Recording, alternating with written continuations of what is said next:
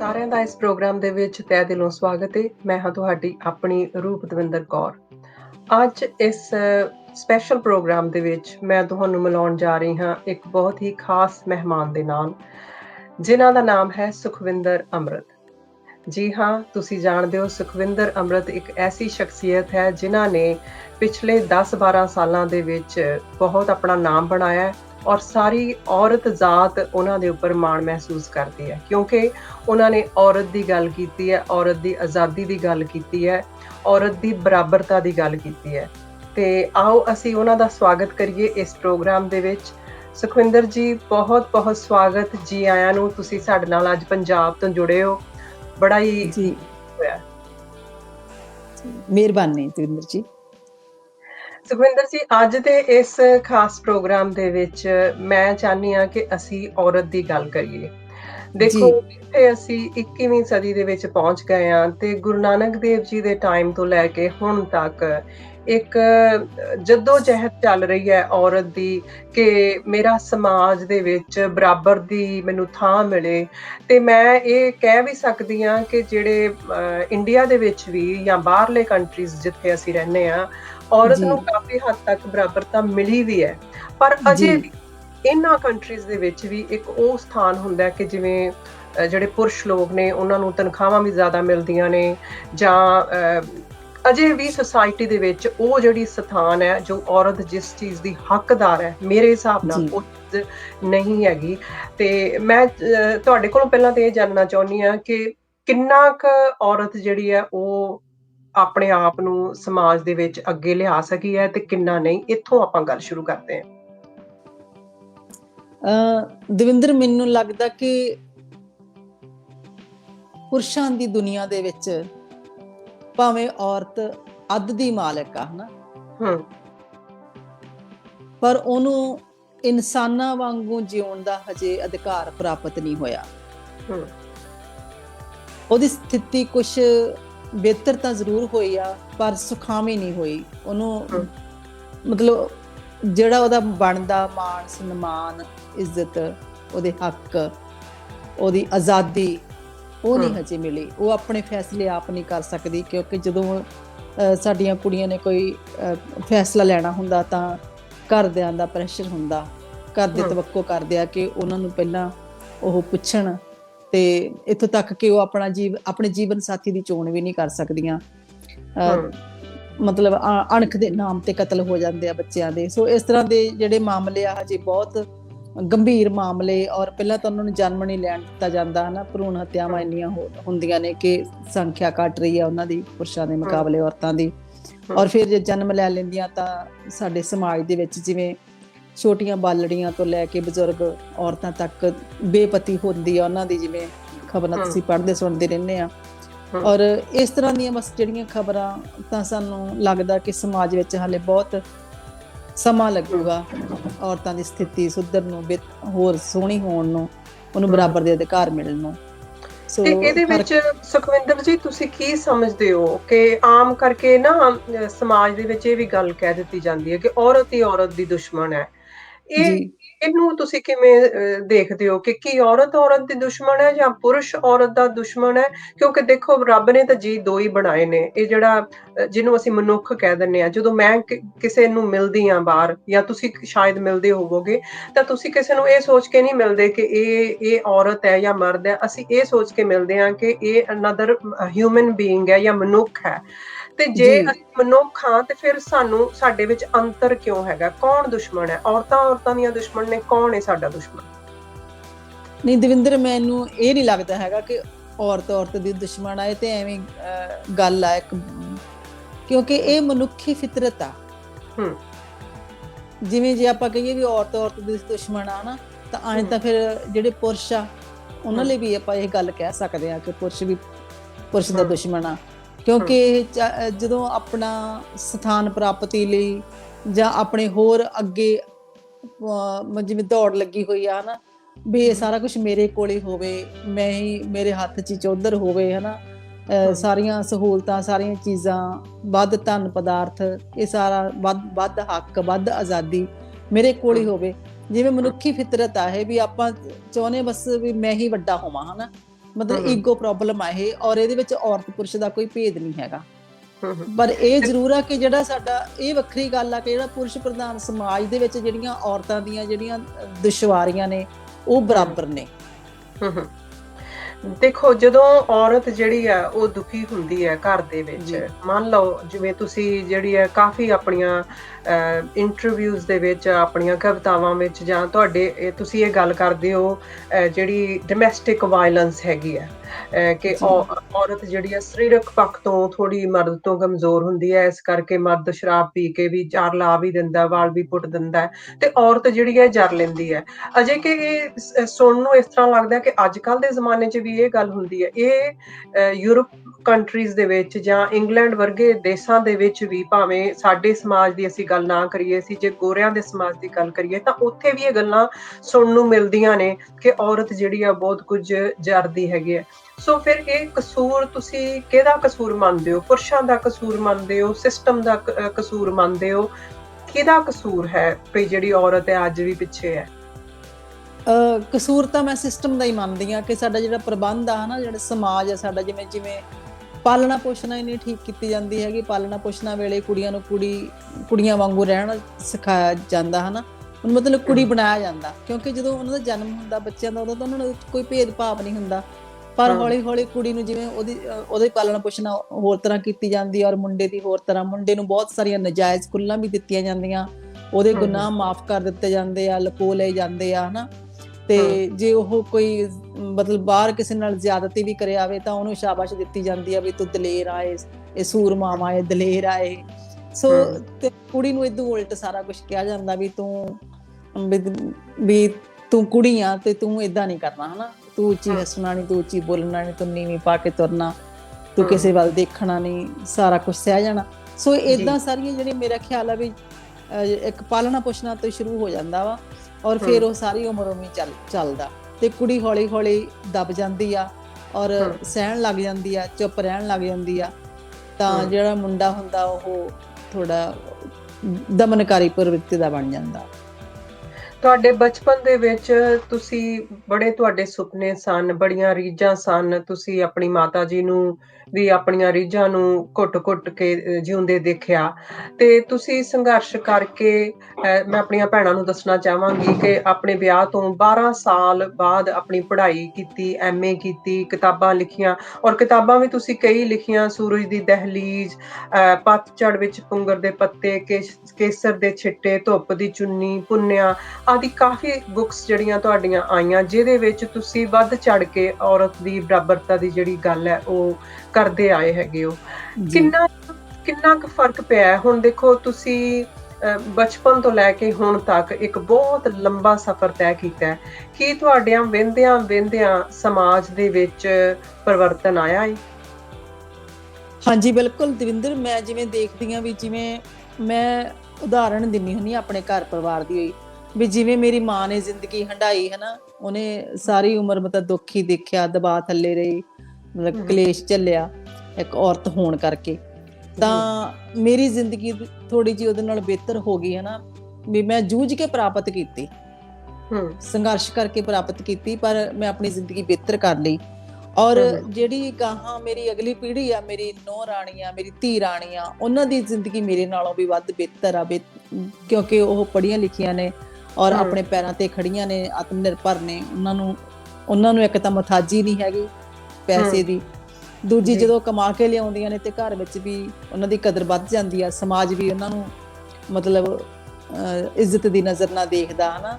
ਸੋ ਜਦੋਂ ਤੁਸੀਂ ਆਤਮ ਨਿਰਭਰ ਹੁੰਦੇ ਆ ਤਾਂ ਤੁਹਾਡੇ 'ਚ ਆਤਮ ਵਿਸ਼ਵਾਸ ਤਾਂ ਵੱਧਦਾ ਵਾ, ਤੇ ਨਾਲ ਤੁਹਾਡੇ ਕੋਲ ਇੱਕ ਸ਼ਕਤੀ ਵੀ ਆਉਂਦੀ ਆ, ਇੱਕ ਤੁਸੀਂ ਆਪਣੀ ਸੁਰੱਖਿਆ ਕਰਨ ਦੇ ਯੋਗ ਵੀ ਹੋ ਜਾਂਦੇ ਆ। ਕਿਉਂਕਿ ਨਾ ਦਵਿੰਦਰ, ਤੁਸੀਂ ਮਹਿਸੂਸ ਕੀਤੀ ਹੋਊਗੀ ਇਹ ਗੱਲ ਵੀ, ਜਿਹੜੀ ਇੱਥੇ ਭਾਰਤੀ ਸਮਾਜ ਵਿੱਚ ਜਿੰਨੀਆਂ ਵੀ ਖਬਰਾਂ ਆਉਂਦੀਆਂ ਨੇ, ਜਿਹੜੀ ਜ਼ਿਆਦਾ ਮਤਲਬ ਔਰਤਾਂ ਦੇ ਨਾਲ ਵਧੀਕੀਆਂ ਹੁੰਦੀਆਂ ਨੇ, ਜਾਂ ਉਹਨਾਂ ਦੀ ਬੇਪਤੀ ਹੁੰਦੀ ਆ, ਰੇਪ ਹੁੰਦੇ ਆ ਉਹਨਾਂ ਦੇ, ਉਹ ਜ਼ਿਆਦਾ ਗਰੀਬਾਂ ਦੀਆਂ ਕੁੜੀਆਂ ਨਾਲ, ਜਿਨ੍ਹਾਂ ਕੋਲੇ ਵਿਚਾਰਿਆਂ ਕੋਲੇ ਕੋਈ ਸ਼ਕਤੀ ਨਹੀਂ, ਸਾਧਨ ਨਹੀਂ, ਸਰਮਾਇਆ ਨਹੀਂ, ਮਤਲਬ ਉਹਨਾਂ ਦੀਆਂ ਕੁੜੀਆਂ ਨੂੰ ਟਾਰਗੇਟ ਕੀਤਾ ਜਾਂਦਾ, ਉਹਨਾਂ ਦੀਆਂ ਔਰਤਾਂ ਨੂੰ ਟਾਰਗੇਟ ਕੀਤਾ ਜਾਂਦਾ। ਸੋ ਜਦੋਂ ਇਹ ਬਹੁਤ ਵੱਡੀ ਗੱਲ ਹੁੰਦੀ ਆ। ਪੜ੍ਹਾਈ ਲਿਖਾਈ ਸਭ ਤੋਂ ਮਤਲਬ ਬੇਸ ਬਣਾਉਂਦੀ ਆ, ਪੜ੍ਹਾਈ ਲਿਖਾਈ ਬਹੁਤ ਜ਼ਰੂਰੀ ਆ। ਪੜ੍ਹਾਈ ਲਿਖਾਈ ਤੋਂ ਬਾਅਦ ਆਤਮ ਨਿਰਭਰ ਹੋਣਾ, ਫਿਰ ਜਿਹੜੀਆਂ ਕੁੜੀਆਂ ਆਤਮ ਨਿਰਭਰ ਹੋ ਜਾਂਦੀਆਂ ਨੇ ਉਹਨਾਂ ਦੀ ਜ਼ਿੰਦਗੀ ਬਿਹਤਰ ਹੋ ਜਾਂਦੀ ਆ, ਔਰ ਇਹ ਲਾਜ਼ਮੀ ਆ ਕਿ ਹੋਣੀ ਹੁੰਦੀ ਆ। ਬਹੁਤ ਹੀ ਵਧੀਆ ਤੁਸੀਂ ਗੱਲ ਕੀਤੀ ਹੈ। ਤੇ ਸੁਖਵਿੰਦਰ ਜੀ, ਮੈਂ ਅੱਜ ਇਹ ਵੀ ਚਾਹੁੰਦੀ ਹਾਂ ਕਿ ਗਾਗਰ 'ਚ ਸਾਗਰ ਭਰ ਦੇਵਾਂ, ਤੇ ਤੁਸੀਂ ਇੰਨੀਆਂ ਸੋਹਣੀਆਂ ਨਜ਼ਮਾਂ ਕਵਿਤਾਵਾਂ ਲਿਖੀਆਂ ਨੇ ਜਿੱਥੇ ਤੁਸੀਂ ਔਰਤ ਨੂੰ ਸੇਧ ਦੇ ਰਹੇ ਹੋ, ਤੁਸੀਂ ਉਹਨੂੰ ਸਮਝਾ ਰਹੇ ਹੋ ਕਿ ਇਹ ਤਸ਼ੱਦਦ ਜਿਹੜਾ ਹੈ ਉਹ ਨਹੀਂ ਝੱਲਣਾ, ਜਾਂ ਆਪਣੇ ਖੰਭਾਂ ਨੂੰ ਪ੍ਰਵਾਜ਼ ਕਿਵੇਂ ਦੇਣੀ ਹੈ, ਅਸੀਂ ਇਸ ਖੁੱਲੀ ਹਵਾ ਦੇ ਵਿੱਚ ਸਾਹ ਕਿਵੇਂ ਲੈਣਾ ਹੈ, ਅਸੀਂ ਜਿਹੜੀ ਜ਼ਿੰਦਗੀ ਹੈ ਉਹ ਕਿਵੇਂ ਜਿਉਣੀ ਹੈ, ਅਸੀਂ ਕਿਵੇਂ ਝਾਂਜਰ ਨੂੰ ਆਪਣੇ ਪੈਰ ਦੀ ਬੇੜੀ ਨਹੀਂ ਬਣਨ ਦੇਣਾ, ਕਿਵੇਂ ਅਸੀਂ ਜ਼ਿੰਦਗੀ ਦੇ ਵਿੱਚ ਇੱਕ ਖੁੱਲੇ ਜਿਵੇਂ ਮੋਰ ਨੱਚਦੇ ਨੇ ਬਾਗਾਂ ਦੇ ਵਿੱਚ, ਇਵੇਂ ਲੜਕੀ ਜਿਹੜੀ ਹੈ ਉਹਨੂੰ ਵੀ ਖੁੱਲ ਕੇ ਜੀਣ ਦਾ ਹੱਕ ਹੈ, ਉਹਨੂੰ ਵੀ ਗਾਣੇ ਗਾਉਣ ਦਾ ਹੱਕ ਹੈ, ਉਹਨੂੰ ਵੀ ਲਿਖਣ ਦਾ ਹੱਕ ਹੈ, ਉਹਨੂੰ ਵੀ ਪੜ੍ਹਨ ਦਾ ਹੱਕ ਹੈ, ਔਰ ਉਹ ਸਿਰਫ ਬਈਆਂ ਰੋਟੀਆਂ ਖਾ ਕੇ ਮਤਲਬ ਗੁਜ਼ਾਰਾ ਕਰਨ ਦੀ ਗੱਲ ਨਹੀਂ ਹੈਗੀ, ਉਹਨੂੰ ਵੀ ਓਨਾ ਹੀ ਮੱਖਣ ਮਲਾਈਆਂ ਦਾ ਹੱਕ ਹੈ ਜਿੰਨਾ ਉਹਦੇ ਵੀਰ ਨੂੰ। ਕਈ ਵਾਰ ਤੁਹਾਨੂੰ ਇਹ ਗੱਲਾਂ ਲੱਗਦੀਆਂ ਨੇ ਕਿ ਜਿਵੇਂ ਅੱਜ ਕੱਲ ਇਵੇਂ ਨਾ ਹੁੰਦਾ ਹੋਵੇਗਾ, ਪਰ ਬਦਕਿਸਮਤੀ ਨਾਲ ਮੈਨੂੰ ਇਹ ਕਹਿਣਾ ਪੈ ਰਿਹਾ ਕਿ ਅੱਜ ਜੇ ਮੰਨ ਲਓ ਲੜਕੀਆਂ ਨੂੰ ਕਹਿੰਦੇ ਨੇ ਕਿ ਹੁਣ ਗਵਰਨਮੈਂਟ ਨੇ ਇਹ ਰੂਲ ਬਣਾ ਦਿੱਤਾ ਹੈ ਕਿ ਉਹ ਧੀਆਂ ਜਿਹੜੀਆਂ ਨੇ ਉਹ ਵੀ ਜ਼ਮੀਨ ਦਾ ਹਿੱਸਾ ਲੈ ਸਕਦੀਆਂ ਨੇ, ਪਰ ਜਿੱਦਣ ਧੀ ਜ਼ਮੀਨ ਦਾ ਹਿੱਸਾ ਲੈਣਾ ਚਾਹੁੰਦੀ ਹੈ ਉਸ ਦਿਨ ਹੀ ਘਰ ਦੇ ਵਿੱਚ ਕਪੱਤ ਵੀ ਪੈ ਜਾਂਦਾ ਕਿ ਇਹ ਧੀ ਕਿਹੋ ਜਿਹੀ ਧੀ ਹੈ, ਇਹ ਹਿੱਸਾ ਮੰਗਦੀ ਹੈ। ਸੋ ਮੈਂ ਚਾਹੁੰਦੀ ਹਾਂ ਕਿ ਤੁਸੀਂ ਇਹਦੇ ਬਾਰੇ ਵੀ ਆਪਣੇ ਦੋ ਵਿਚਾਰ ਜਿਹੜੇ ਉਹ ਸਾਂਝੇ ਕਰੋ, ਤੇ ਨਾਲ ਸਾਡੇ ਕੋਈ ਨਜ਼ਮ ਆਪਣੀ ਸਾਂਝੀ ਕਰੋ ਸਾਡੇ ਨਾਲ। ਜੀ, ਪਹਿਲੀ ਗੱਲ ਤਾਂ ਇਹ ਆ ਕਿ ਆਪਾਂ ਇਹ ਕਹਿ ਹੀ ਚੁੱਕੇ ਹਾਂ ਪਹਿਲਾਂ, ਹਨਾ, ਵੀ ਧੀਆਂ ਨੂੰ ਬਰਾਬਰ ਦਾ ਹਿੱਸਾ ਮਿਲਣਾ ਚਾਹੀਦਾ, ਬਰਾਬਰ ਦੀ ਆਜ਼ਾਦੀ ਤੇ ਬਰਾਬਰ ਦੇ ਹੱਕ ਮਿਲਣੇ ਚਾਹੀਦੇ ਆ, ਉਹਨਾਂ ਨੂੰ ਇਨਸਾਨਾਂ ਵਾਂਗੂ ਜਿਉਣ ਦਾ ਪੂਰਾ ਅਧਿਕਾਰ ਆ, ਇਹਨਾਂ ਦਾ ਜਮਾਂਦਰੂ ਅਧਿਕਾਰ ਆ, ਔਰ ਉਹਨੂੰ ਮਾਪਿਆਂ ਵੱਲੋਂ ਹੀ ਪਹਿਲਾਂ ਤਾਂ ਇਹ ਪਹਿਲ ਕਰਨੀ ਚਾਹੀਦੀ ਆ, ਕਿਉਂਕਿ ਇਹ ਪਹਿਲ ਵੀ ਮਾਪਿਆਂ ਵੱਲੋਂ ਹੀ ਆ ਕਿ ਉਹ ਧੀਆਂ ਨਾਲ ਵਿਤਕਰਾ ਕਰਦੇ ਆ, ਮਾਪਿਆਂ ਵੱਲੋਂ ਪਹਿਲਾਂ ਵਿਤਕਰਾ ਸ਼ੁਰੂ ਹੁੰਦਾ। ਸੋ ਮਾਪਿਆਂ ਨੂੰ ਥੋੜਾ ਜਿਹਾ ਮਤਲਬ ਸਮਝਣਾ ਚਾਹੀਦਾ, ਉਹਨਾਂ ਨਾਲ ਇਹ ਵਿਤਕਰੇ ਛੱਡਣੇ ਚਾਹੀਦੇ ਆ, ਔਰ ਧੀਆਂ ਨੂੰ ਬਰਾਬਰ ਦਾ ਹੱਕ ਦੇਣਾ ਚਾਹੀਦਾ, ਉਹਨਾਂ ਦਾ ਹਿੱਸਾ ਵੀ ਜਾਇਦਾਦ ਚੋਂ, ਯਾਨੀ ਉਹਨਾਂ ਨੂੰ ਮੰਗਣ ਦੀ ਲੋੜ ਨਾ ਪਵੇ, ਪਹਿਲਾਂ ਹੀ ਚਾਹੀਦਾ ਹੈ ਕਿ ਜੇ ਪੁੱਤਰ ਨੂੰ ਕੋਈ ਚੀਜ਼ ਦੇ ਰਹੇ ਨੇ ਤੇ ਧੀ ਨੂੰ ਵੀ ਓਨੀ ਦੇਣ, ਜੇ ਇਹ ਦੇਣਗੇ ਤਾਂ ਤਾਂ ਹੀ ਦੇ ਵਿੱਚ ਜਿਹੜੇ ਕਤਲ ਹੁੰਦੇ ਨੇ ਉਹ ਨਾ ਹੋਣਗੇ, ਦਾਜ ਦੀ ਬਲੀਆਂ। ਜੀ ਬਿਲਕੁਲ, ਬਹੁਤ ਜ਼ਿਆਦਾ ਫਰਕ ਪਊਗਾ ਇਸ ਗੱਲ ਨਾਲ। ਪਰ ਇਹ ਗੱਲ ਨਹੀਂ ਸੋਚਣੀ ਚਾਹੀਦੀ ਵੀ ਚਲੇ ਇਹਨੇ ਤਾਂ ਵੀ ਤਾਂ ਬਗਾਨਾ ਧਨ ਆ, ਵੀ ਇਹਨੇ ਤਾਂ ਵਿਆਹ ਕਰਾ ਕੇ ਚਲੀ ਜਾਣਾ ਹੈ, ਤਾਂ ਅਗਲੇ ਘਰ ਚਲੀ ਜਾਣਾ, ਵੀ ਇਹਨੂੰ ਕਿਉਂ ਅਸੀਂ ਪ੍ਰਾਪਰਟੀ ਦੇਣੀ ਆ ਆਪਣੀ। ਪਰ ਜਦੋਂ ਸਾਰਿਆਂ ਘਰਾਂ ਪਰਿਵਾਰਾਂ ਦੇ ਵਿੱਚ ਇਹ ਗੱਲ ਹੋਊਗੀ, ਸਾਰੇ ਸਮਾਜ ਵਿੱਚ ਬਰਾਬਰ ਇਹ ਲਾਗੂ ਹੋਊਗੀ ਗੱਲ, ਤਾਂ ਫਿਰ ਜਿੱਥੇ ਉਹ ਵਿਆਹੀ ਜਾਊਗੀ ਤਾਂ ਉੱਥੇ ਵੀ ਤਾਂ ਪ੍ਰਾਪਰਟੀ ਦੇ ਹਿੱਸੇ ਪੈਣਗੇ ਨਾ, ਉੱਥੇ ਵੀ ਤਾਂ ਉਹ ਆਪਣੀਆਂ ਧੀਆਂ ਨੂੰ ਦੇਣਗੇ ਨਾ ਅਗਲੇ ਘਰ 'ਚ ਵੀ ਤਾਂ। ਸੋ ਇਸ ਤਰ੍ਹਾਂ ਦੀ ਏਦਾਂ ਮੈਂ ਸੋਚਦੀ ਹਾਂ ਵੀ ਏਦਾਂ ਜ਼ਰੂਰ ਹੋਣਾ ਚਾਹੀਦਾ, ਵੀ ਉਹਨਾਂ ਨੂੰ ਬਰਾਬਰ ਦਾ ਹੱਕ ਮਿਲਣਾ ਚਾਹੀਦਾ। ਯਾਨੀ ਸਮਾਜ ਦੇ ਜਿਹੜੇ ਨਿਯਮ ਬਣਾਏ ਹੋਏ ਨੇ, ਸਾਡੇ ਵੱਲੋਂ ਹੀ ਬਣਾਏ ਨੇ, ਉਹ ਬਦਲਣ ਦਾ ਵਕਤ ਹੈ। ਬਿਲਕੁਲ, ਨਿਯਮ ਬਦਲਣੇ ਚਾਹੀਦੇ ਆ, ਹਨਾ। ਸੋ ਬਾਕੀ ਕੋਈ ਆਪਣੀ ਨਜ਼ਮ ਵੀ ਸਾਡੇ ਨਾਲ ਜ਼ਰੂਰ ਸਾਂਝੀ ਕਰੋ। ਸੌਰੀ, ਮੈਂ ਥੋੜਾ ਜਿਹਾ ਵਕਤ ਦਾ ਵੀ ਖਿਆਲ ਕਰ ਰਹੀ ਹਾਂ, ਗੱਲਾਂ ਤਾਂ ਬਹੁਤ ਕਰਨ ਵਾਲੀਆਂ। ਜੀ ਬਿਲਕੁਲ, ਆਪਾਂ ਸੁਣਾ ਦਿੰਦੇ ਹਾਂ ਤੁਹਾਨੂੰ ਮੈਂ ਕੁਛ ਵੀ। ਇੱਕ ਨਾ ਨਜ਼ਮ ਆ ਮੇਰੀ, ਮੈਂ ਕੇਵਲ ਮਿੱਟੀ ਨਹੀਂ। ਜੀ, ਜਿਵੇਂ 5 ਤੱਤ ਹੁੰਦੇ ਆ ਨਾ, ਵੀ ਅਸੀਂ 5 ਤੱਤਾਂ ਦੇ ਪੁਤਲੇ ਆ, ਵੀ ਹਵਾ, ਹਨਾ, ਆਕਾਸ਼, ਅੱਗ, ਪਾਣੀ, ਮਿੱਟੀ। ਸੋ ਔਰਤ ਨੂੰ ਮਿੱਟੀ ਸਮਝ ਲਿਆ ਜਾਂਦਾ, ਪਰ ਉਹ ਮਿੱਟੀ ਨਹੀਂ ਹੈਗੀ ਕੇਵਲ, ਇਹ ਹੈਗਾ ਇਹਦਾ ਥੀਮ। ਮਤਲਬ ਮੈਂ ਕੇਵਲ ਮਿੱਟੀ ਨਹੀਂ ਕਿ ਤੁਹਾਡੇ ਲਾਏ ਹੋਏ ਰੁੱਖਾਂ ਦੀਆਂ ਜੜ੍ਹਾਂ ਨੂੰ ਘੁੱਟ ਕੇ ਫੜੀ ਰੱਖਾਂ, ਤੁਹਾਡੇ ਸੁਰੱਖਿਅਤ ਭਵਿੱਖ ਦੀ ਜ਼ਿੰਮੇਵਾਰੀ ਚੱਕਾਂ, ਤੇ ਤੁਸੀਂ ਮੈਨੂੰ ਨੀਵੀਂ ਸਮਝ ਕੇ ਤਿਰਸਕਾਰ ਨਾਲ ਮਿੱਧਦੇ ਰਹੋ। ਮੈਂ ਅੱਗ ਵੀ ਹਾਂ ਤੇ ਪੌਣ ਵੀ, ਮੇਰਾ ਰਿਸ਼ਤਾ ਆਕਾਸ਼ ਨਾਲ ਵੀ ਹੈ, ਸਮੁੰਦਰ ਨਾਲ ਵੀ। ਤੁਸੀਂ ਜੇ ਮੇਰੇ ਪੈਰ ਕੱਟ ਦਿਓਗੇ ਤਾਂ ਵੀ ਮੈਂ ਤੁਰ ਜਾਵਾਂਗੀ, ਤੁਸੀਂ ਜੇ ਮੇਰੇ ਖੰਭ ਨੋਚ ਲਓਗੇ ਤਾਂ ਵੀ ਮੈਂ ਉੱਡ ਜਾਵਾਂਗੀ। ਮੈਂ ਜਦ ਬਿਖਰਨ ਲੱਗਦੀ ਹਾਂ ਤਾਂ ਬਹੁਤ ਬਿਖਰ ਜਾਂਦੀ ਹਾਂ, ਇੰਨਾ ਕਿ ਤੁਸੀਂ ਆਪਣੇ ਤਸੱਵੁਰ ਵਿੱਚ ਵੀ ਮੈਨੂੰ ਸਮੇਟ ਨਹੀਂ ਸਕਦੇ। ਮੈਂ ਜਦ ਸਿਮਟਣ ਲੱਗਦੀ ਹਾਂ ਤਾਂ ਬਹੁਤ ਸਿਮਟ ਜਾਂਦੀ ਹਾਂ, ਇੰਨਾ ਕਿ ਤੁਸੀਂ ਮੈਨੂੰ ਹੱਸਦੇ ਹੱਸਦੇ ਨਿਗਲ ਜਾਂਦੇ ਹੋ ਤੇ ਮੈਨੂੰ ਇਤਰਾਜ਼ ਤੱਕ ਨਹੀਂ ਹੁੰਦਾ।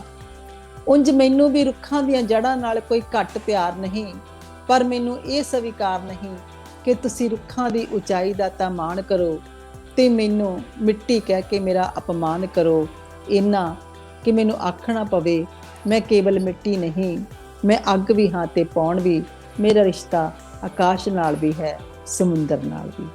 ਵਾਹ! ਮੇਰਾ ਰਿਸ਼ਤਾ ਆਕਾਸ਼ ਨਾਲ ਵੀ ਹੈ, ਸਮੁੰਦਰ ਨਾਲ ਵੀ ਹੈ। ਬਹੁਤ ਵਧੀਆ ਜੀ ਸੁਖਵਿੰਦਰ ਜੀ, ਬਹੁਤ ਵਧੀਆ। ਇਹ ਵਾਲੀ ਤੁਹਾਡੀ ਨਜ਼ਮ ਮੈਂ ਪਹਿਲਾਂ ਨਹੀਂ ਸੁਣੀ ਸੀ, ਪਰ ਜੀ ਇਹ ਵੀ ਬਾਕੀ ਉਹਨਾਂ ਹੀ ਨਜ਼ਮਾਂ ਵਾਂਗਰ ਓਨੀ ਸੋਹਣੀ ਹੈ। ਇੱਕ ਤੁਹਾਡੀ ਨਜ਼ਮ ਬੜੀ ਮਸ਼ਹੂਰ ਹੈ, ਜਿਸ ਦੇ ਵਿੱਚ ਤੁਸੀਂ ਆਪਣੀ ਧੀ ਨੂੰ ਸਿੱਖਿਆ ਦਿੰਦੇ ਹੋ ਕਿ ਹਰ ਮਾਂ ਹਰ ਯੁੱਗ ਦੇ ਵਿੱਚ ਆਪਣੀ ਧੀ ਨੂੰ ਕੁਝ ਨਾ ਕੁਝ ਸਿਖਾਉਂਦੀ ਹੈ। ਮੈਂ ਚਾਹੁੰਦੀ ਹਾਂ ਕਿ ਉਹ ਵੀ ਸਾਡੇ ਨਾਲ ਤੁਸੀਂ, ਅਜੇ ਕਿ ਉਹ ਕਾਫ਼ੀ ਮਸ਼ਹੂਰ ਹੈ, ਪਰ ਮੈਂ ਚਾਹੁੰਦੀ ਹਾਂ ਕਿ ਤੁਸੀਂ ਆਪਣੀ ਜ਼ੁਬਾਨੀ ਸਾਨੂੰ ਪੜ੍ਹ ਕੇ ਸੁਣਾਓ। ਜੀ, ਮੈਂ ਵੈਸੇ ਬਹੁਤ ਵਾਰੀ ਸੁਣਾਈ ਹੈ, ਪਰ ਚਲੋ ਸੁਣਾ ਦਿੰਦੀ ਹਾਂ ਫਿਰ ਜੀ। ਕਿ ਇਹਦਾ ਨਾਮ ਮੈਂ ਰੱਖਿਆ ਮਾਵਾਂ ਤੇ ਧੀਆਂ। ਹੂੰ। ਹਰ ਯੁੱਗ ਵਿੱਚ ਮਾਵਾਂ ਆਪਣੀਆਂ ਧੀਆਂ ਨੂੰ ਕੁਛ ਨਾ ਕੁਛ ਜ਼ਰੂਰ ਆਖਦੀਆਂ ਨੇ, ਜੋ ਜ਼ਿੰਦਗੀ ਵਿੱਚ ਉਹਨਾਂ ਦੇ ਕੰਮ ਆਵੇ, ਉਹਨਾਂ ਦਾ ਰਾਹ ਰੁਸ਼ਨਾਵੇ। ਹੂੰ। ਮੇਰੀ ਮਾਂ ਨੇ ਮੈਨੂੰ ਆਖਿਆ ਸੀ, ਸਿਆਣੀਆਂ ਕੁੜੀਆਂ ਲੁਕ ਲੁਕ ਕੇ ਰਹਿੰਦੀਆਂ, ਧੁੱਖ ਧੁੱਖ ਕੇ ਜਿਉਂਦੀਆਂ, ਝੁਕ ਝੁਕ ਕੇ ਤੁਰਦੀਆਂ, ਨਾ ਉੱਚਾ ਬੋਲਦੀਆਂ ਨਾ ਉੱਚਾ ਹੱਸਦੀਆਂ। ਕੁੜੀਆਂ ਆਪਣਾ ਦੁੱਖ ਕਿਸੇ ਨੂੰ ਨਹੀਂ ਦੱਸਦੀਆਂ, ਬਸ ਧੂਏ ਦੇ ਪੱਜ ਰੋਂਦੀਆਂ ਤੇ ਕੰਧਾਂ ਦੇ ਓਲੇ ਘੁੱਗ ਵਸਦੀਆਂ। ਕਿ ਕੁੜੀਆਂ ਤਾਂ ਸ਼ਰਮ ਹਯਾ ਦੀਆਂ ਪੁਤਲੀਆਂ ਹੁੰਦੀਆਂ, ਸਿਰ ਢੱਕ ਕੇ ਰੱਖਦੀਆਂ, ਅੱਖ ਉੱਤੇ ਨਹੀਂ ਚੱਕਦੀਆਂ। ਕਿ ਕੁੜੀਆਂ ਤਾਂ ਨਿਰੀਆਂ ਗਊਆਂ ਹੁੰਦੀਆਂ, ਜਿਹੜੇ ਕਿੱਲੇ ਨਾਲ ਬੰਨ ਦੇਵੋ ਬੱਝੀਆਂ ਰਹਿੰਦੀਆਂ। ਇਹ ਬੇਜ਼ਬਾਨ ਕਿਸੇ ਨੂੰ ਕੁਝ ਨਹੀਂ ਕਹਿੰਦੀਆਂ। ਮੇਰੀ ਮਾਂ ਦਾ ਆਖਿਆ ਹੋਇਆ ਕੋਈ ਵੀ ਬੋਲ ਮੇਰੇ ਕਿਸੇ ਕੰਮ ਨਾ ਆਇਆ। ਉਸ ਦਾ ਹਰ ਵਾਕ ਮੇਰੇ ਰਾਹ ਵਿੱਚ ਦੀਵਾਰ ਬਣ ਕੇ ਉਸਰ ਆਇਆ, ਤੇ ਮੈਂ ਆਪਣੀ ਧੀ ਨੂੰ ਸਮਝਾਇਆ। ਮੈਂ ਆਪਣੀ ਧੀ ਨੂੰ ਸਮਝਾਇਆ, ਤੂੰ ਕਦਮ ਕਦਮ ਤੇ ਦੀਵਾਰਾਂ ਨਾਲ ਸਮਝੌਤਾ ਨਾ ਕਰੀ। ਤੂੰ ਆਪਣੀਆਂ ਉਡਾਰੀਆਂ ਨੂੰ ਪਿੰਜਰਿਆਂ ਕੋਲ ਗਹਿਣੇ ਨਾ ਧਰੀ। ਤੂੰ ਆਪਣੇ ਰੁਤਬੇ ਨੂੰ ਇੰਨਾ ਬੁਲੰਦ ਇੰਨਾ ਰੌਸ਼ਨ ਕਰੀ ਕਿ ਹਰ ਹਨੇਰਾ ਤੈਨੂੰ ਵੇਖ ਕੇ ਤਰਬਕ ਜਾਵੇ, ਹਰ ਜ਼ੰਜੀਰ ਤੈਨੂੰ ਵੇਖ ਕੇ ਮੜਕ ਜਾਵੇ, ਹਰ ਦੀਵਾਰ ਤੈਨੂੰ ਵੇਖ ਕੇ ਠਿਠਕ ਜਾਵੇ। ਤੂੰ ਮਾਣ ਨਾਲ ਜਿਉਈ ਮਾਣ ਨਾਲ ਮਰੀ, ਦੀਵਾਰਾਂ ਨਾਲ ਸਮਝੌਤਾ ਹਰਗਿਜ਼ ਨਾ ਕਰੀ। ਮੇਰੀ ਧੀ ਵੀ ਆਪਣੀ ਧੀ ਨੂੰ ਜ਼ਰੂਰ ਕੁਝ ਨਾ ਕੁਝ ਆਖੇਗੀ, ਸ਼ਾਇਦ ਇਸ ਤੋਂ ਵੀ ਵੱਧ ਸੋਹਣਾ, ਇਸ ਤੋਂ ਵੀ ਵੱਧ ਮੁਕਤੀ ਅਤੇ ਮੁਹੱਬਤ ਭਰਿਆ। ਕਿਉਂਕਿ ਹਰ ਯੁੱਗ ਵਿੱਚ ਮਾਵਾਂ ਆਪਣੀਆਂ ਧੀਆਂ ਨੂੰ ਕੁਛ ਨਾ ਕੁਛ ਜ਼ਰੂਰ ਆਖਦੀਆਂ ਨੇ, ਜੋ ਜ਼ਿੰਦਗੀ ਵਿੱਚ ਉਹਨਾਂ ਦੇ ਕੰਮ ਆਵੇ, ਉਹਨਾਂ ਦਾ ਰਾਹ ਰੁਸ਼ਨਾਵੇ। ਤੇ ਸ਼ਾਇਦ ਯੁੱਗ ਏਦਾਂ ਹੀ ਪਲਟਦੇ ਨੇ। ਹਾਂ, ਯੁੱਗ ਏਦਾਂ ਹੀ ਪਲਟਦੇ ਨੇ। ਬਹੁਤ ਅੱਛਾ ਸੁਖਵਿੰਦਰ ਜੀ। ਇੱਕ ਮੈਂ ਤੁਹਾਡੀ ਲਿਖਤ ਦੇ ਬਾਰੇ ਇਹ ਵੀ ਸਿਫਤ ਕਰਨਾ ਚਾਹੁੰਦੀ ਹਾਂ ਕਿ ਤੁਸੀਂ ਬੜੇ ਹੀ ਸਰਲ ਸ਼ਬਦ ਆਪਣੀ ਕਵਿਤਾਵਾਂ ਦੇ ਵਿੱਚ ਵਰਤਦੇ ਹੋ, ਤੇ ਕਈ ਰਾਈਟਰਸ ਇਦਾਂ ਦੇ ਨੇ, ਸਾਹਿਤਕਾਰ ਇਦਾਂ ਦੇ ਨੇ, ਉਹਨਾਂ ਦੇ ਲਫ਼ਜ਼ ਇੰਨੇ ਭਾਰੇ ਹੁੰਦੇ ਨੇ ਕਿ ਉਹਨਾਂ ਦੇ ਦਬਾਅ ਦੇ ਥੱਲੇ ਹੀ ਬੰਦਾ ਆ ਜਾਂਦਾ, ਉਹ ਸਮਝ ਨਹੀਂ ਪੈਂਦੀ, ਸਿਰ ਦੇ ਉੱਪਰੋਂ ਨਿਕਲ ਜਾਂਦੇ ਨੇ। ਪਰ ਤੁਹਾਡੀਆਂ ਜਿਹੜੀਆਂ ਲਿਖਤਾਂ ਨੇ ਉਹ ਇੰਨੇ ਸੋਹਣੇ ਮੋਤੀਆਂ ਵਾਂਗੂ ਤੁਸੀਂ ਪਰੋਈਆਂ ਹੁੰਦੀਆਂ ਨੇ ਕਿ ਉਹਨਾਂ ਦਾ ਸਿਰਫ ਅਸਰ ਹੀ ਨਹੀਂ ਹੁੰਦਾ, ਉਹ ਦਿਲ ਦੇ ਅੰਦਰਲੇ ਕੋਨੇ ਤੇ ਜਾ ਕੇ ਦਸਤਕ ਦਿੰਦੀਆਂ ਨੇ। ਬਹੁਤ ਹੀ ਤੁਸੀਂ ਵਧਾਈ ਦੇ ਪਾਤਰ ਹੋ।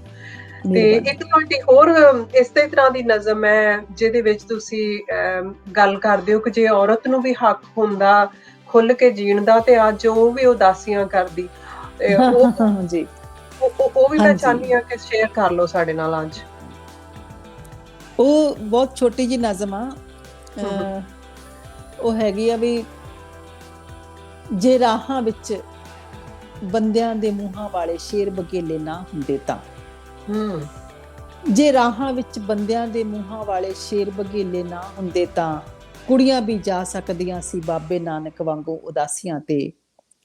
ਤਾਂ ਕੁੜੀਆਂ ਵੀ ਜਾ ਸਕਦੀਆਂ ਸੀ ਗੌਤਮ ਬੁੱਧ ਵਾਂਗੂ ਨਿਰਵਾਣ ਦੀ ਪ੍ਰਾਪਤੀ ਲਈ। ਤਾਂ ਉਹਨਾਂ 7 ਰਿਸ਼ੀਆਂ ਵਿੱਚ ਕੋਈ ਰਿਸ਼ਿਕਾ ਵੀ ਜ਼ਰੂਰ ਹੁੰਦੀ ਸ਼ਾਮਲ, ਜੇ ਰਾਹਾਂ ਵਿੱਚ ਬੰਦਿਆਂ ਦੇ ਮੂੰਹਾਂ ਵਾਲੇ ਸ਼ੇਰ ਬਘੇਲੇ ਨਾ ਹੁੰਦੇ ਤਾਂ। ਕਿਆ ਬਾਤ ਹੈ, ਬਹੁਤ ਅੱਛਾ, ਬਹੁਤ ਹੀ ਅੱਛਾ। ਔਰ ਇਹ ਮੇਰੇ ਖਿਆਲ ਦੇ ਵਿੱਚ ਹਰ ਕੁੜੀ ਦੇ ਦਿਲ ਦੀ ਭਾਵਨਾ ਹੈ ਜਦੋਂ ਉਸਨੂੰ ਰੋਕਿਆ ਜਾਂਦਾ ਹੈ। ਅਸੀਂ ਵੀ ਹੁਣ ਦੇਖੋ ਸਾਡੀਆਂ ਧੀਆਂ ਨੇ, ਅਸੀਂ ਵੀ ਉਹਨਾਂ ਨੂੰ ਕਹਿੰਦੇ ਹਾਂ ਕਿ ਲੇਟ ਰਾਤ ਨੂੰ ਨਾ ਘਰ ਆਵੋ, ਜਾਂ ਉਹਦੇ ਵਿੱਚ ਕਈ ਵਾਰੀ ਇਸ ਤਰ੍ਹਾਂ ਹੁੰਦਾ ਕਿ ਸਾਡਾ ਉਹਨਾਂ ਤੇ ਬੰਦਿਸ਼ ਲਗਾਉਣ ਨੂੰ ਜੀ ਵੀ ਨਹੀਂ ਕਰਦਾ, ਪਰ ਫਿਰ ਵੀ ਸਾਨੂੰ ਸਮਾਜ ਦੇ ਵਿੱਚ ਜਿਹੜੇ ਇਹੋ ਜਿਹੇ ਦਰਿੰਦੇ ਨੇ ਉਹਨਾਂ ਦਾ ਖਿਆਲ ਸਾਡੇ ਦਿਲ ਦੇ ਵਿੱਚ ਆ ਜਾਂਦਾ ਹੈ। ਸੋ ਇਹ ਤੁਹਾਨੂੰ ਲੱਗਦਾ ਕਿ ਇਹ ਆਪਾਂ ਨੂੰ ਆਪਣੇ ਪੁੱਤਰਾਂ ਨੂੰ ਵੀ ਸਿੱਖਿਆ ਦੇਣੀ ਪੈਣੀ ਹੈ? ਸਿਰਫ ਧੀਆਂ ਨੂੰ ਹੀ ਅਸੀਂ ਸਿੱਖਿਆ ਦਿੰਦੇ ਹਾਂ? ਜੇ ਅਸੀਂ ਪੁੱਤਰਾਂ ਨੂੰ ਇਹ ਸਿੱਖਿਆ ਦੇਵਾਂਗੇ ਕਿ ਉਹ ਧੀਆਂ ਦੀ ਇੱਜ਼ਤ ਕਰਨ, ਤੇ ਤੁਸੀਂ ਇਹਦੇ ਬਾਰੇ ਤੁਸੀਂ ਕੀ ਸੋਚਦੇ ਹੋ? ਜਿਵੇਂ ਮੈਂ ਪਹਿਲਾਂ ਹੀ ਗੱਲ ਕੀਤੀ ਸੀ ਕਿ ਵੀ ਪਾਲਣਾ ਪੋਸ਼ਣਾ ਜਿਹੜੀ ਸਾਨੂੰ ਉਦੋਂ ਹੀ ਮਾਪਿਆਂ ਤੋਂ ਹੀ ਇਹ ਸ਼ੁਰੂ ਹੋ ਜਾਂਦਾ ਵਾ। ਜਿਵੇਂ ਵੀ ਮੁੰਡਿਆਂ ਨੂੰ ਆਪਾਂ ਦਮਨਕਾਰੀ ਬਣਾ ਦਿੰਦੇ ਆ, ਉਹਨਾਂ ਦੇ ਵਿੱਚ ਇੱਕ ਮਤਲਬ ਵੀ ਉਹ ਕਹਿੰਦੇ ਆ ਪਰਵਾਹ ਨਾ ਕਰ ਵੀ ਤੂੰ ਜੋ ਮਰਜ਼ੀ ਕਰ। ਹਾਂਜੀ ਹਾਂਜੀ, ਉਹਨਾਂ ਦੇ ਵਿੱਚ ਹੋਰ ਤਰ੍ਹਾਂ ਦੀ ਇੱਕ ਹਉਂ ਦਾ ਵਾਸਾ ਹੋ ਜਾਂਦਾ, ਮੈਂ ਦਾ ਵਾਸਾ ਹੋ ਜਾਂਦਾ ਹਨਾ। ਤੇ ਜਿਹੜੀ ਕੁੜੀ ਨੂੰ ਆਪਾਂ ਸਿਖਾ ਦਿੰਦੇ ਹਾਂ ਹੋਰ ਤਰ੍ਹਾਂ, ਇੱਥੋਂ ਹੀ ਆਪਾਂ ਜੇ ਆਪਾਂ ਮੁੰਡਿਆਂ ਨੂੰ ਵੀ ਬਰਾਬਰ ਸਿੱਖਿਆ ਦੇ ਕੇ ਉਹਨਾਂ ਨੂੰ ਸੰਵੇਦਨਸ਼ੀਲ ਬਣਾਈਏ, ਉਹਨਾਂ ਨੂੰ ਸਿਖਾਈਏ, ਸਾਰੇ ਸੰਸਕਾਰ ਦੇਈਏ ਹਨਾ, ਵੀ ਆਪਾਂ ਔਰਤ ਦੀ ਇੱਜ਼ਤ ਕਿਵੇਂ ਕਰਨੀ ਆ, ਤਾਂ ਵੀ ਸਾਰੀਆਂ ਔਰਤਾਂ ਨੂੰ ਕਿਵੇਂ ਸਨਮਾਨ ਦੀ ਨਜ਼ਰ ਨਾਲ ਦੇਖਣਾ, ਤਾਂ ਬਹੁਤ ਫਰਕ ਪਊਗਾ। ਕਿਉਂਕਿ ਜਿਨ੍ਹਾਂ ਘਰਾਂ ਦੇ ਵਿੱਚ ਮੈਂ ਦੇਖਦੀ ਹਾਂ ਜਿਹੜੇ ਪੁੱਤਰਾਂ ਨੂੰ ਇਹੋ ਜਿਹੇ ਸੰਸਕਾਰ ਦਿੰਦੇ ਨੇ ਮਾਪੇ, ਤਾਂ ਉਹ ਬਹੁਤ ਇੱਜ਼ਤ ਕਰਦੇ ਨੇ, ਬਹੁਤ ਚੰਗੇ ਇਨਸਾਨ ਬਣਦੇ ਨੇ।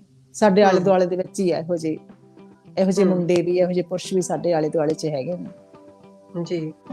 ਤੇ ਮੈਂ ਚਾਹੁੰਦੀ ਹਾਂ ਕਿ ਕੋਈ ਹੋਰ ਨਜ਼ਮ ਜਿਹੜੀ ਤੁਹਾਡੇ ਦਿਲ ਦੇ ਹੋਵੇ ਤੁਸੀਂ ਉਹ ਸਾਂਝੀ ਕਰੋ, ਫਿਰ ਮੈਂ ਵੀ ਪਾਵਾਂਗੀ ਕੋਈ ਆਪਣੀ ਪਸੰਦ ਦੀ ਨਜ਼ਮ ਦੀ ਵੀ, ਪਰ ਪਹਿਲਾਂ ਤੁਹਾਡੀ ਪਸੰਦ ਅਸੀਂ ਸੁਣਾਂਗੇ। ਜੀ ਜੀ, ਮੈਂ ਇੱਕ ਹੋਰ ਸੁਣਾ ਦਿੰਦੀ ਹਾਂ ਕਿ ਤਪਸ਼ ਆਖਣ ਜਾਂ ਲੋ ਆਖਣ ਉਹਨੂੰ ਇਤਰਾਜ਼ ਕਿਉਂ ਹੋਵੇ। ਤਪਸ਼ ਆਖਣ ਜਾਂ ਲੋ ਆਖਣ ਉਹਨੂੰ ਇਤਰਾਜ਼ ਕਿਉਂ ਹੋਵੇ, ਕਿ ਅਗਨੀ ਜੁਗਨੂਆਂ ਦੇ ਬਿਆਨ ਦੀ ਮੁਹਤਾਜ ਕਿਉਂ ਹੋਵੇ। ਭੰਵਰਿਆਂ ਦੀ ਹਰ ਇੱਕ ਬੈਠਕ ਇਹੋ ਮੁੱਦਾ ਉਠਾਉਂਦੀ ਹੈ, ਉਹਨਾਂ ਦੇ ਹੁੰਦਿਆਂ ਤਿਤਲੀ ਦੇ ਸਿਰ ਤੇ ਤਾਜ ਕਿਉਂ ਹੋਵੇ।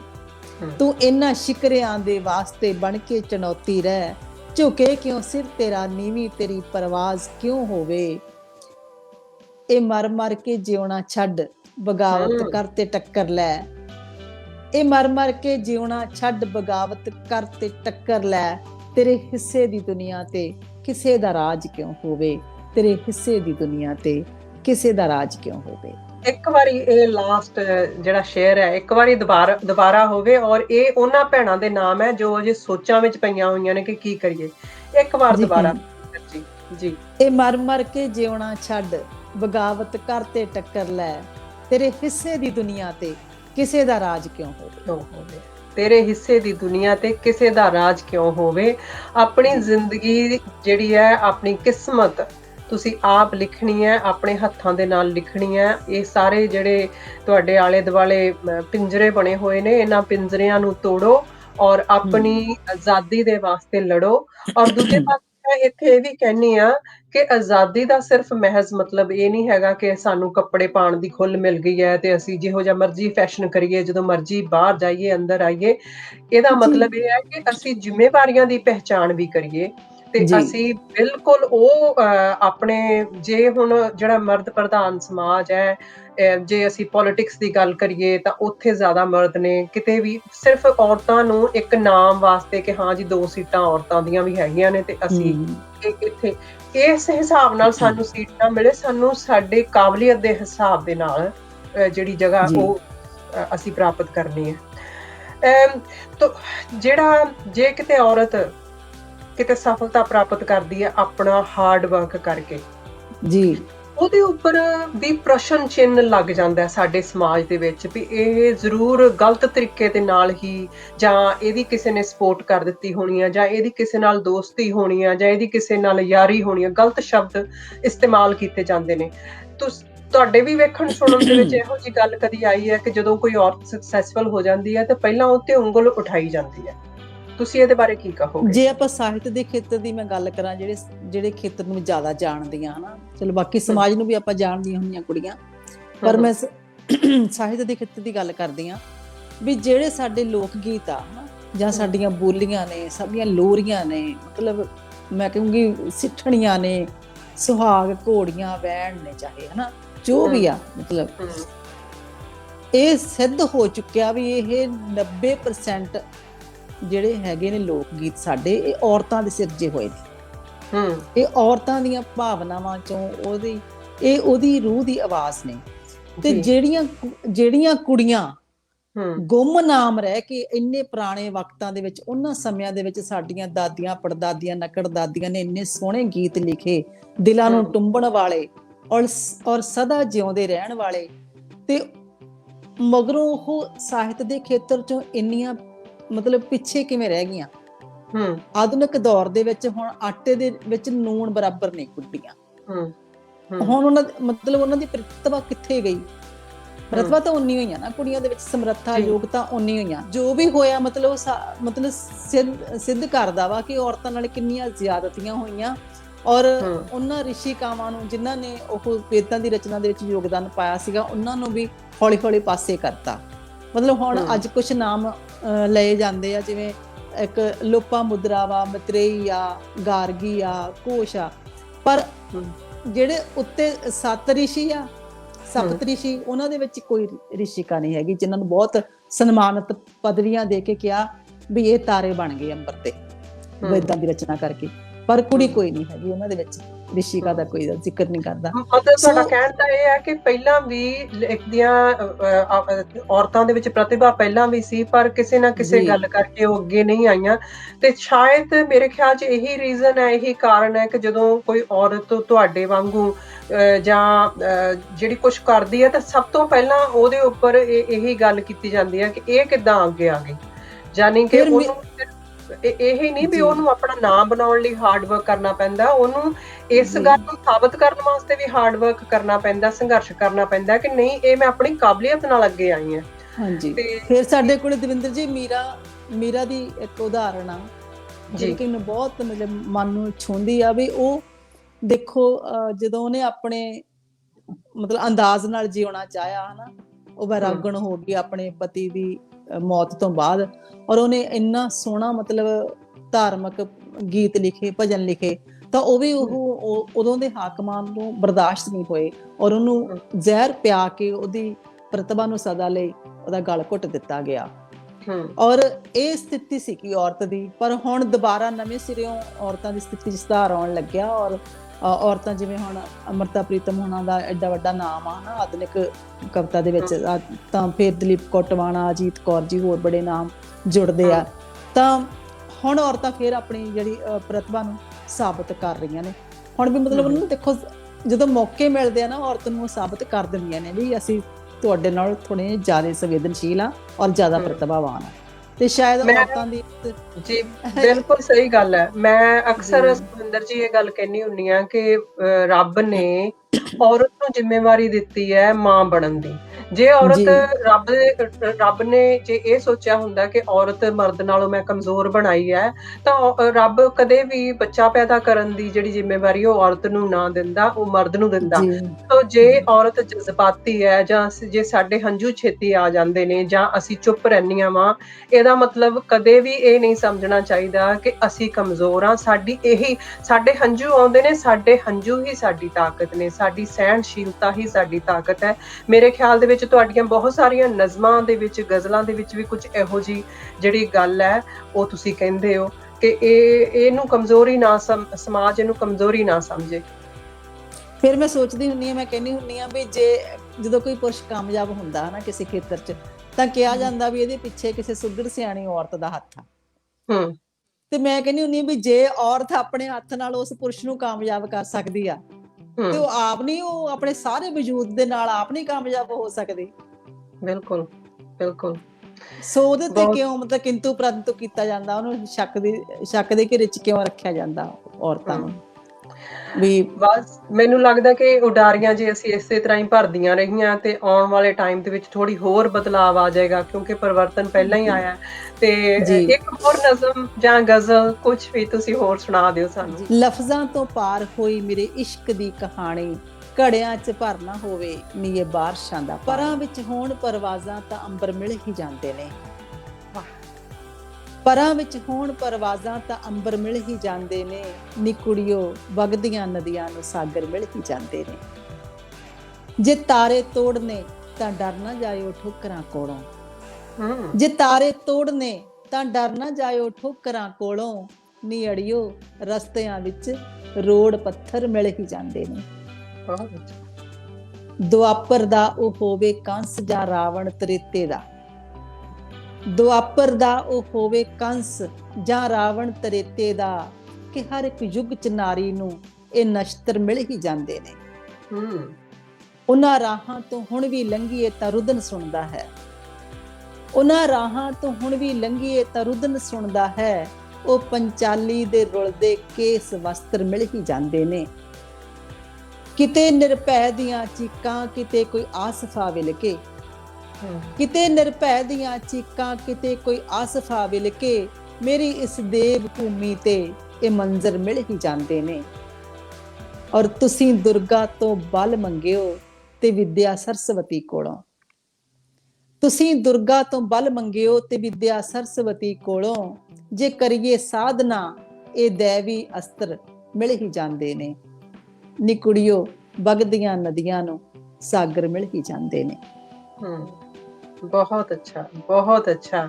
ਤੇ ਕੁੜੀਆਂ ਨੂੰ ਇਹ ਗੱਲ ਜਿਹੜੀ ਹੈ ਦਿਲ 'ਚ ਰੱਖਣੀ ਚਾਹੀਦੀ ਹੈ। ਬਹੁਤ ਕੁਝ ਹੈ ਤੁਹਾਡੀ ਇਸ ਲਿਖਤ ਦੇ ਵਿੱਚ, ਬੜਾ ਸੁਨੇਹਾ ਹੈਗਾ।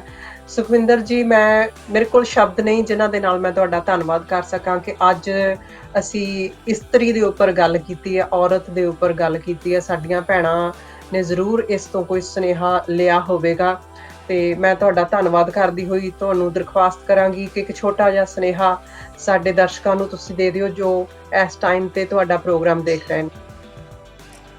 ਅਸਲ 'ਚ ਤਾਂ ਜਿਹੜੇ ਮੇਰੇ ਸਾਰੇ ਸੁਨੇਹੇ ਉਹ ਮੇਰੀਆਂ ਕਵਿਤਾਵਾਂ 'ਚ ਲੁਕੇ ਹੋਏ ਸੀਗੇ ਔਰ ਆਪਣੀ ਗੱਲਬਾਤ 'ਚ ਵੀ ਬੜੇ ਸੁਨੇਹੇ ਸੀਗੇ।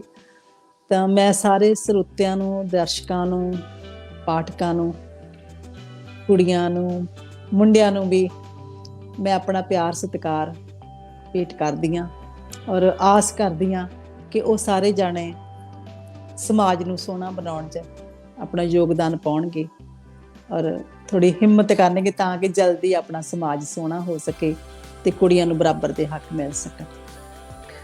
ਬਹੁਤ ਬਹੁਤ ਧੰਨਵਾਦ ਸੁਖਵਿੰਦਰ ਅਮਰਤ ਜੀ, ਤੁਸੀਂ ਅੱਜ ਬੜੀ ਦਿਲ ਦੇ ਨਾਲ, ਰੂਹ ਦੇ ਨਾਲ ਸਾਡੇ ਨਾਲ ਗੱਲਾਂ ਸਾਂਝੀਆਂ ਕੀਤੀਆਂ ਨੇ। ਔਰ ਇਹ ਜਿਹੜਾ ਟੌਪਿਕ ਹੈ, ਜਿਵੇਂ ਕਿ ਤੁਸੀਂ ਅਕਸਰ ਕਹਿੰਦੇ ਹੋ, ਇਹ ਸਿਰਫ ਔਰਤਾਂ ਦਾ ਨਹੀਂ ਹੈਗਾ। ਜਿਹੜਾ ਸਮਾਜ ਹੈ ਸਾਡਾ ਸਾਂਝਾ ਹੈ। ਜਦੋਂ ਕੋਈ ਔਰਤ ਦੁਖੀ ਹੁੰਦੀ ਹੈ ਤੇ ਔਰਤ ਨਾਲ ਜੁੜੇ ਹੋਏ ਸਾਰੇ ਹੀ ਰਿਸ਼ਤੇ ਜਿਹੜੇ ਨੇ ਉਹ ਦੁਖੀ ਹੁੰਦੇ ਨੇ ਸਾਰੇ, ਚਾਹੇ ਉਹ ਉਹਨਾਂ ਲੜਕੀ ਦਾ ਬਾਪ ਹੋਵੇ, ਭਰਾ ਹੋਵੇ, ਪਤੀ ਹੋਵੇ, ਕੋਈ ਵੀ ਰਿਸ਼ਤਾ ਹੋਵੇ, ਸਭ ਹੀ ਦੁਖੀ ਹੁੰਦੇ ਨੇ। ਸੋ ਇਹ ਸਿਰਫ ਔਰਤ ਦੀ ਲੜਾਈ ਨਹੀਂ ਹੈਗੀ ਕਿ ਔਰਤ ਨੂੰ ਬਰਾਬਰਤਾ ਮਿਲਣੀ ਚਾਹੀਦੀ ਹੈ। ਇਹ ਔਰਤ, ਮਰਦ, ਪੁਰਸ਼ ਸਭ ਸਾਡੀ ਸਾਰਿਆਂ ਦੀ ਇਹ ਸਾਂਝੀ ਲੜਾਈ ਹੈਗੀ ਹੈ ਕਿ ਜੇ ਇੱਕ ਚੰਗਾ ਸਮਾਜ ਹੋਵੇਗਾ ਤੇ ਅਸੀਂ ਸਾਰੇ ਉਸ ਸਮਾਜ ਦੇ ਵਿੱਚ ਸੁਰੱਖਿਅਤ ਮਹਿਸੂਸ ਕਰਾਂਗੇ। ਆਪਣੇ ਆਪ ਨੂੰ ਹੋਰ ਅਸੀਂ, ਸਾਡੇ ਬੱਚੇ, ਆਉਣ ਵਾਲੀ ਪਨੀਰੀ ਜਿਹੜੀ ਹੈ ਉਹ ਵਧੀਆ ਤਰੀਕੇ ਨਾਲ ਆਪਣੇ ਆਪ ਨੂੰ ਕਾਮਯਾਬ ਕਰ ਸਕਦੀ ਹੈ। ਸੋ ਮੈਂ ਤੁਹਾਡਾ ਬਹੁਤ ਧੰਨਵਾਦ ਕਰਦੀ ਹਾਂ ਕਿ ਤੁਸੀਂ ਪ੍ਰੋਗਰਾਮ ਦੇ ਵਿੱਚ ਆਏ। Thank you very much. ਸ਼ੁਕਰੀਆ ਜੀ। ਸੋ ਇਹ ਸਾਂਝੀ ਸੁਖਵਿੰਦਰ ਅਮਰਤ ਜੀ, ਉਮੀਦ ਕਰਦੀ ਹਾਂ ਕਿ ਤੁਸੀਂ ਇਹ ਗੱਲਬਾਤ ਪਸੰਦ ਕੀਤੀ ਹੋਵੇਗੀ। ਜਲਦੀ ਹੀ ਫਿਰ ਮਿਲਾਂਗੇ, ਤਦ ਤੱਕ ਲਈ ਇਜਾਜ਼ਤ ਦਿਓ। ਜੇ ਤੁਹਾਨੂੰ ਇਹ ਪ੍ਰੋਗਰਾਮ ਪਸੰਦ ਆਇਆ ਤੇ ਇਸ ਚੈਨਲ ਨੂੰ ਸਬਸਕ੍ਰਾਈਬ ਕਰੋ, ਲਾਈਕ ਕਰੋ ਤੇ ਸ਼ੇਅਰ ਕਰੋ। ਥੈਂਕ ਯੂ ਜੀ।